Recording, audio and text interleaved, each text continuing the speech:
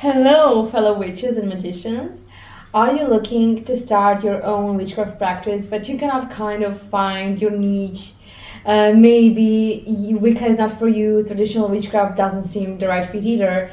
Then what you need is to start your own practice. And here we are. My name is Sammy. And my name is Joe. This is This is After Dusk. And we are here to help you personalize your own path and find it on your own. Indeed we are. Indeed we are. So Sammy, what's first on the program today? The good starting point is actually to find your why.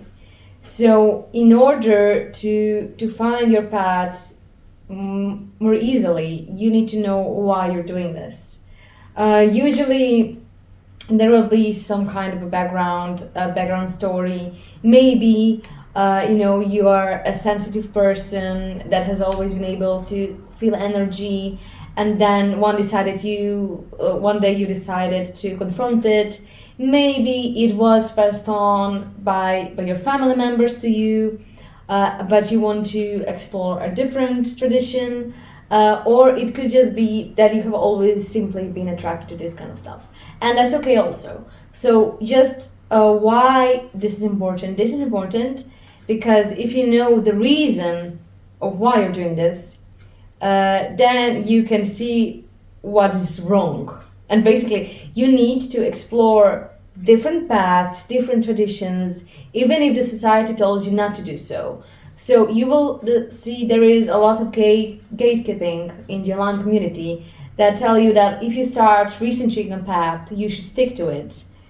Of course, you should always be respectful of a tradition, but by all means, go on, buy a bunch of different books, please, not all the same. So yeah, you feel free to explore, root work. You can explore Wicca, you can explore traditional witchcraft, some other more precise cultural practices. You are allowed to do that with respect, and then this will help you find things that resonate with you, and this will all lead on to actually finding your personal hypnosis.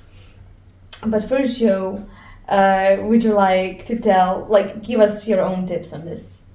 So there are various witchcraft traditions, guys. There are various witchcraft traditions, and all of them might not be doing the same thing. Like there is Wicca, there is solitary witchcraft, there is greenery witchcraft. There's all these kinds of witchcraft traditions that are very different from each other, and you should decide for yourself which one resonates with you most. Now, some of them focus on worship, some of them focus on nature and ancestral spirits.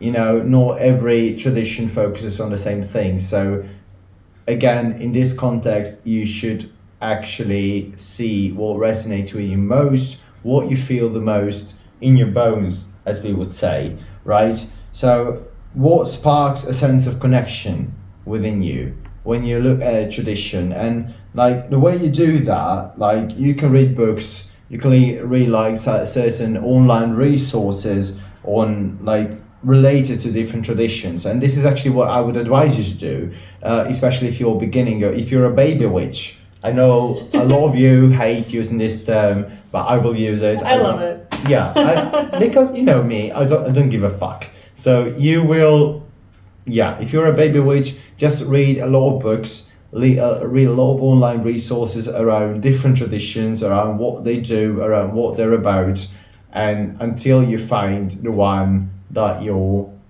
resonating with, right? And it's perfectly okay to adapt. It's perfectly okay to blend yourself with these traditions, because not everything in life, we can say, not everything in life goes the way that we planned it initially, right? Yeah, it's okay to allow your path to change. Yeah. So you might even start off, and this is what happens most frequently from what I have heard from other practitioners. They start off as Wiccans because this is the most that the literature is out there. So the most of the literature that's out there, it has Wiccan viewpoint. Even Well, yeah, you might like the structure, because Yes. the Wiccan rituals, Wiccan spells, like Wiccan ways have a structure to them. But then again, you might like the individuality of, let's say, a hedge witch, right? So you might go for that way, for that path, and that's perfectly fine. So try out different traditions, try out different rituals, try out different celebrations, see what works for you guys. Also, one other tip that I will gladly give you is see if you like to go for this individually or if you like to go in a coven. Now, these are different experiences, these are different learning opportunities for you, but basically, yeah, you should decide for yourself. So there are individual witches who work like practically by themselves. There are witches who work best in a coven. Like, we can't say one of them is better than the other, can we? What you can also do is what we are doing, sort of. So we are both solitary, but then sometimes you can work together. Yeah. Yeah, you have touching points in a practice, but always when you work with other people, this is always, just be aware of this.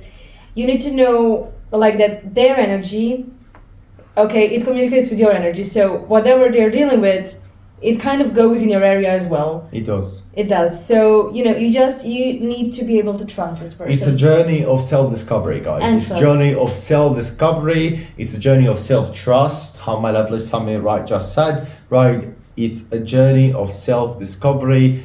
It never stops.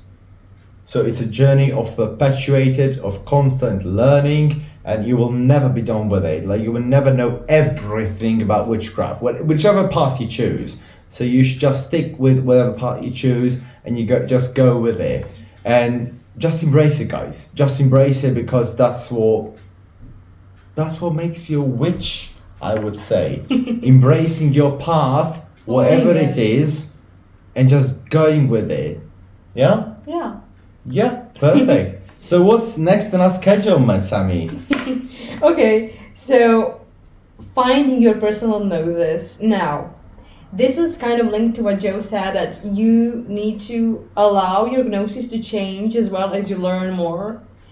But it's good to have one when you start out, because what can happen if you don't is you will go out there and you will, like, when people usually do these days, they go to TikTok, okay, and they watch a bunch of beginner witchcraft videos, and they are given the opposite information, the information that contradicts each other, and they don't know what to do. They're baffled, or someone tells you, oh, this deity is like this, and then somebody tells you, oh, no, it's just collective consciousness. I'm sorry, Sammy. Can I interject? Right, of course you can. Just for a moment here, because you're not as aggressive as me, but I am very aggressive towards these things. Like, guys, witchcraft videos on TikTok, the ones you see, the ones that come up on your what is it called, follow me page, or like, yeah, I think it's follow me page, like the main page on TikTok.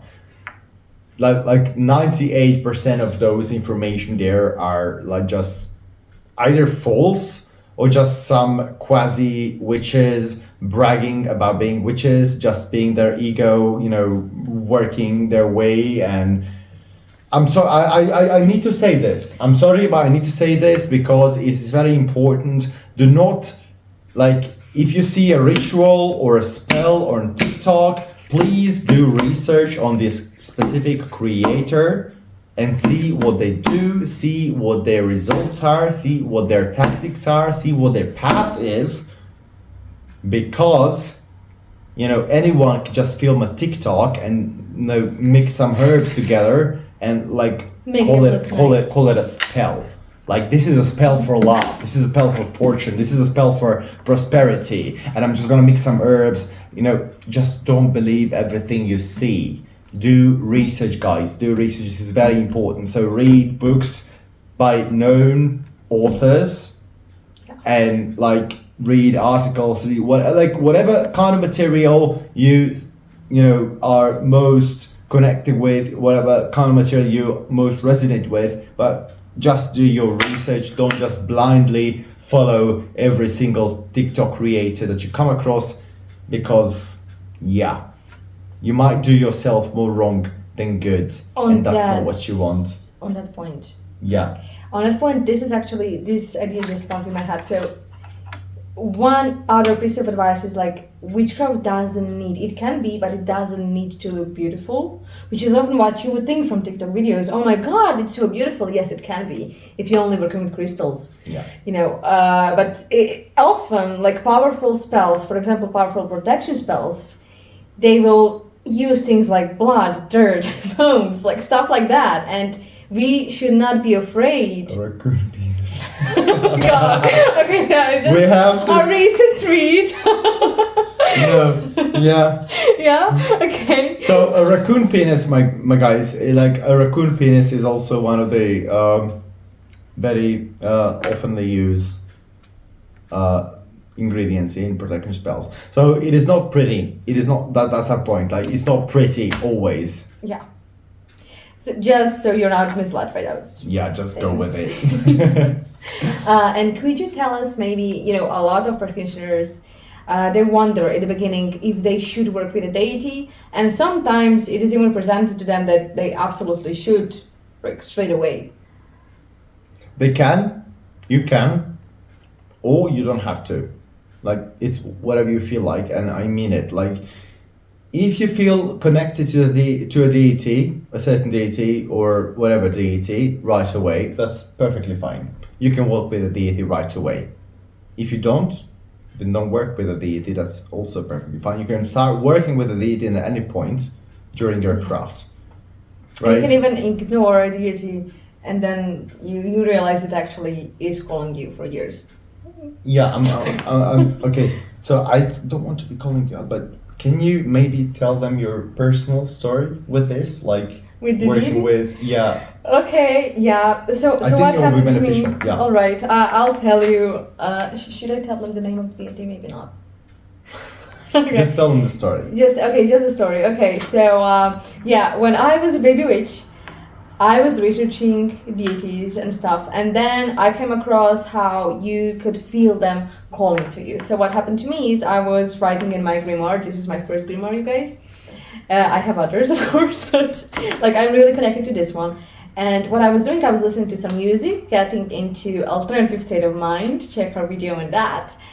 And what happened is I started to actually to draw spontaneously, and I wasn't aware of what I was drawing. And when I looked at my picture, well, it was a goddess, and I realized, like, I googled her, and one of the symbols indicated the identity of her to me, and I did not like it. Like, I thought I was scared by it. I felt, okay, not scared, but very in a respectful way. I was like, okay, this is amazing. However, I didn't want to work with deities. I was really afraid of working with deities. Okay, so a couple of days go by. I go out and I see another sign, and I'm like, it's a coincidence, but it was it was really weird, you guys. Okay, I will tell you what it was, and maybe you know a deity. Oh, we can make it into a game. Guess a deity in the comments by the sign. Okay, so it was even a raven's or crow's feathers, shaped as a fan. Mm-hmm. Yeah, like a cooling fan, and they were standing upwards. Just there in the dirt. It was an unusual thing, especially in our home country. You don't really see those things around often. So it was like, I ignored it. I ignored it for years. And then, I was working on some playlists to get me to relax. And then I realized at some point I started chanting to it. And I was chanting the name of this deity, and I'm like, ooh. And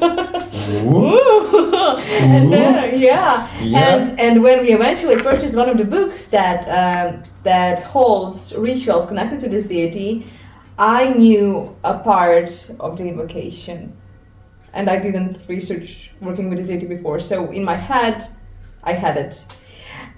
So yeah, you could definitely find that I found the goddess I should work with. I intend to work with, and I think that actually in some way I did I was just really keen on ignoring her. Sorry. Yeah, you're absolutely right. So, I think that if there's one thing that you should take from Sammy's stories, guys, is that it's okay to be scared. It's okay to be scared, it's okay even to be frightened, I say, because these things are not something that we encounter in our everyday lives. At least 99% of the people don't. So if you're scared, don't worry. I'm not just gonna tell you do it anyways. Feel yourselves, like see what resonates with you. But my suggestion is, if it scares you, it's probably because you don't know enough about it. And just try to research a bit more and try to see if you get any more information on that specific thing that is scaring you, and so that might just help you get and overcome your fear as it is, as it happened with Sammy, my lovely Sammy. Oh my god. Yeah. Yeah. So oh my goddess, actually. I think It's a that joke. you've just given him a hint that you shouldn't have, but okay, it was a guessing game and you just told him it was a goddess. I told them that before, do you remember? My love. Okay. Okay. Let's go on. Okay. Okay. Okay, something we actually can both share some insight on also is just spirit work and ancestral generation and bring it to your practice. Okay, what would you say, Sammy? What would you start with? Well, maybe you could shed some light on the spirit work. On the spirit work. Spirits are not scary. That's what I want to say. Like, I know Hollywood, Bollywood, whatever you watch. Like, I don't know what kinds of movies you guys watch. Like, yeah, I see you there. They portray entities, they portray spirits in this kind of like evil way, like ominous way, and they're out there to get you, right? That's not the case. If you try and want to work with spirits, you should do that because obviously you should do your research first, yes? Yes. But if you want to work with entities, and they're like, we'll make a separate video of these, but I will just say right now that there are very many reasons why you would actually want to work with entities, why you would actually want to work with spirits. Because, okay, let's put it in short terms, they can give your energy and your spells and your rituals not just an additional boost, but they can make them work in such more a proficient, more an efficient way that you can't even believe it, guys. So yeah, that's what you would like to do. Like, if you're scared, I'm once again suggesting do some research on that. Like, there are some good books on the topic. I will be recommending some of those in a future video, so if you'd like to see those, please comment down below. We'll be very grateful for every comment that we receive. But yeah, I don't think, like, this is not a video on spirits, so I will not go into any more detail, but spirit work is not scary. It shouldn't be scary. That's what I wanted to say. It shouldn't be scary. Spirit work is very beneficial to witchcraft, and also spirit work is okay. And if anybody tells you it's not okay, they're lying. Oh, Yeah. It's adorable. It's adorable. Okay. Maybe speaking of ancestor and ancestral veneration, what is more important maybe in this regard of this topic is exploring local traditions of your ancestors. So it doesn't, like, you might have, for example, you might have moved away to a different country, but then you can explore your heritage and that tradition, because it might be in fact that tradition of your origin that is calling to you. Or an alternative is to explore the local lore and to try to feel the energy of the land that you are on. There's this What great... if, like, one question that Yeah. I guess some of our viewers will have in the heads right now. Yeah. if they can't feel, like if they're not sentient to energy, if they can't feel the energy, Yeah. what should they do then? Well, it's something that you can practice. Like, we can make another video on working on being more sentient to energy. But basically, what you can do, just a quick tip to improve it, is you can maybe just try to center yourself, to like close your eyes, and just while relaxing, like you would for meditation reading, you can walk around and maybe feel different areas would feel cooler or they would feel warmer, and then you try to feel like an association to these areas. And this is how you slowly, like, this is some kind of an exercise. And this doesn't always mean, and usually doesn't mean paranormal activity. It's just like an imprint of people who, they might have passed there like 10 minutes ago. They might have been arguing, and you will, by time, be able to sense that energy of a fight. Or they might be in love, so you might feel that nice romantic aura around that place. It takes practice, and it takes a separate video to explain it. But what you can do, if you're not naturally sentient, you can actually research into local history of witch trials, and then maybe some elements that were mentioned there. You could interview the local villagers, which is what I did for one of my studies, and you will find a pattern. If you do it, for example, let's take, it will be a longer project, but you could do it like over a year. Visit some village sites in your home country. You talk to some nice grandmas there, of course, you don't approach them and be like, "Hey, will you tell me about your local witchcraft? Are there any witches here?" You don't do it like that. Come on, guys, be nice. You say please. You say please. You do it over a cup of coffee or a tea. Maybe you should, like, okay. Well, practitioners do usually recognize each other, because it is a special type of energy, I would say. It depends, I'd say, because not everyone is sensitive to energy. So even if you're like, I think this is very important to say as well. So if you're not sensitive to energy, naturally, it doesn't mean that you cannot practice witchcraft. Yes. You can, and obviously, as my lovely Sammy said, you can practice this out, and you can get to the point where you are more sensitive to energy than you are now. But if you're not naturally inclined, or maybe even better said, if you're not naturally made to feel the energy in such a way that doesn't matter in the context of you practicing witchcraft, you can still practice witchcraft. You can. It just you will see some benefits after enhancing it. Exactly. Let's say that, especially if you're into spirit work and stuff like that. Yeah. Okay, so that's what actually wrap it up. We are wrapping it up. Amazing. Yeah, I don't even know how long this was. Of course, there are some, just maybe as a final word, some subtle things that you can do to keep connected in your busy everyday life with your practice, is like divination. So bringing either runes or oracle cards, just little something that will keep you attuned to that spiritual side of yourself when you need to do your day job as well. It can be divination. It doesn't need to be divination. If you don't like divination, if the divination doesn't resonate with you, you don't have to do divination, my guys. Like, nobody can tell you, "Oh, you don't do divination, you're not a witch." Oh my God, no. That's not true. Like, I'm not into astrology, and I know some people who are like, "Ooh, then how are you a witch?" Well, I'm just not. Yeah. I don't read from. Don't let. I think we can actually sum the whole video up with this point and actually connect it to what you just said. So don't let anyone tell you, "Oh, you don't do this, oh, you don't do that, so you're not a witch." Yes.